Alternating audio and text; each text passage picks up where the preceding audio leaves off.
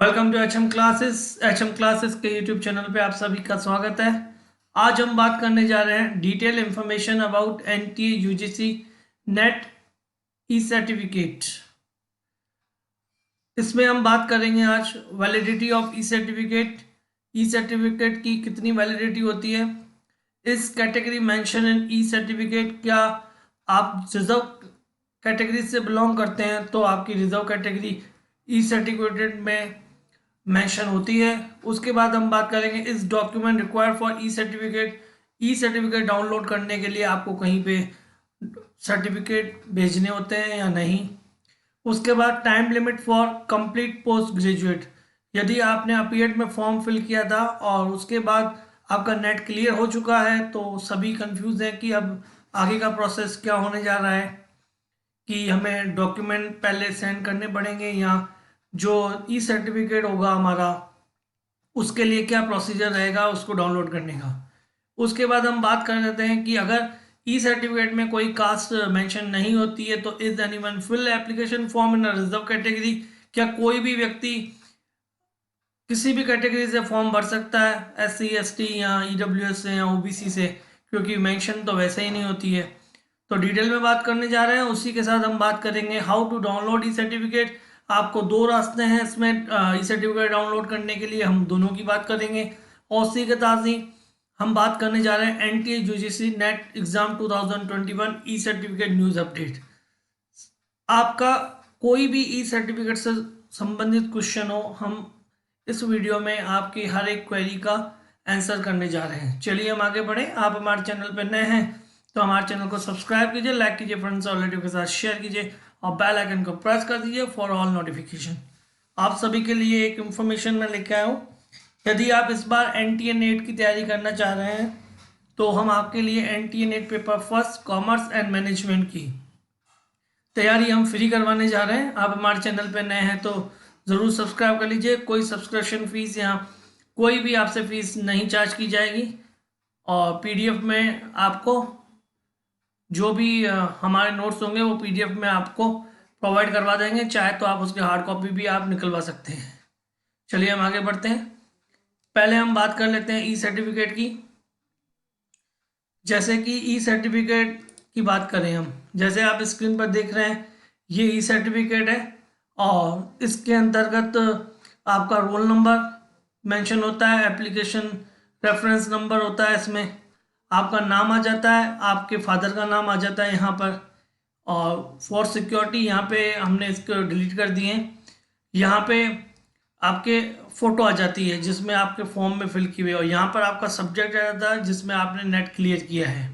ये इंफॉर्मेशन मिलती है और यहाँ पर आपको जब मैं हम बात करते हैं, पहला क्वेश्चन है आपका जैसे वैलिडिटी थी, तो वैलिडिटी की बात करूँ, अगर आपने अपीयर्ड में फॉर्म फिल किया था तो आपको जिस दिन ये इशू किया जाएगा, जैसे ये 8 जनवरी 2020 को इशू किया हुआ सर्टिफिकेट, तो आपको 31 दिसंबर 2019 में ये फॉर्म था इसका। तो 31 दिसंबर 2019 के बाद देखिए आप इसकी डिग्री को कंप्लीट करने के लिए 30 दिसंबर 2021 इनको समय मिल रहा है डिग्री कंप्लीट करने के लिए। इसमें साफ लिखा हुआ है within 2 years from the date of declaration of UGC net result. जब UGC ने रिजल्ट डिक्लेयर की थी उसके बाद आपको 2 साल मिलेंगे, आपको अपना पोस्ट ग्रेजुएट आप कंप्लीट कर सकते हैं। इसमें कोई आपको प्रॉब्लम नहीं होने वाली है।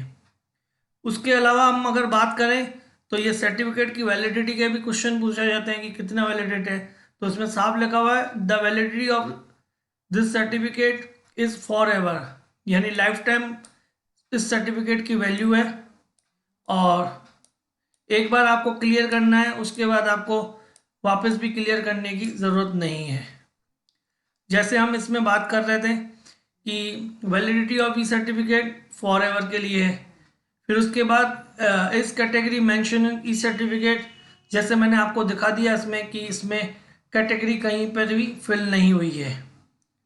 आप जनरल से फिल कर रहे हैं, EWS से कर रहे हैं, OBC या ST से फिल किए हैं तो आपकी कैटेगरी इस सर्टिफिकेट में कहीं मेंशन नहीं होती है।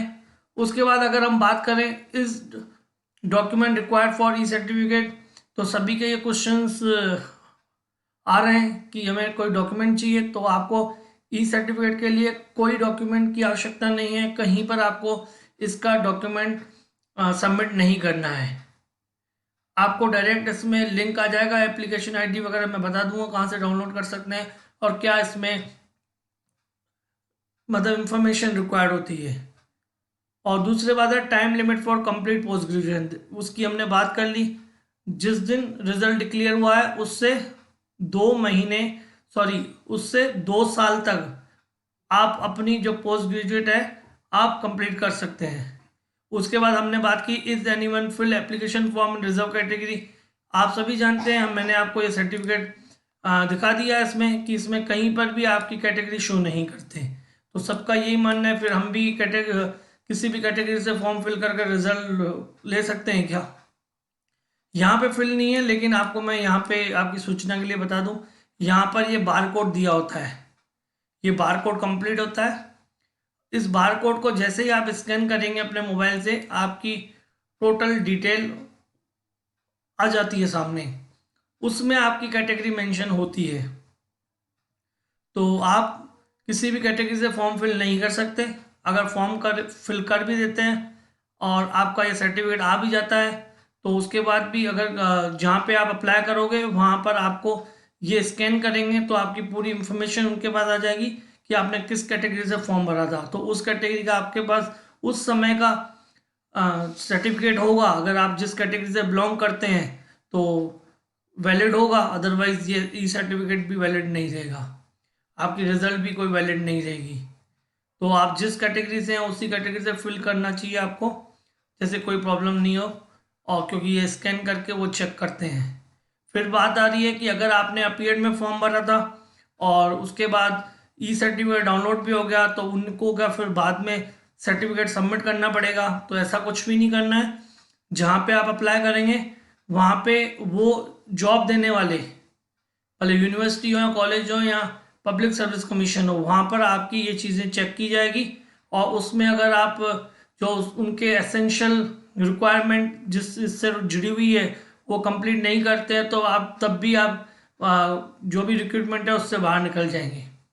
तो ये चीज़ें सारी मेंशन है।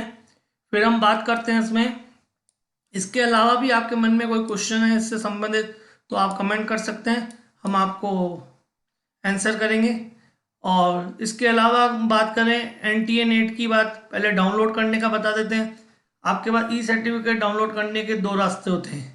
एक तो UGC नेट की जो मेन वेबसाइट है, वहाँ भी आपके सामने UGC नेट ई सर्टिफिकेट का लिंक आपको मिल जाता है। आप जैसे ही क्लिक करेंगे इस वाले पेज पर पहुँच जाते हैं।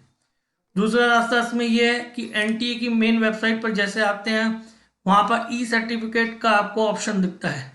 जैसे ही आप इस सर्टिफिकेट के ऑप्शन पे क्लिक करते हैं वहाँ पर आप इस पेज पर पहुँच जाते हैं। वहाँ पर आपको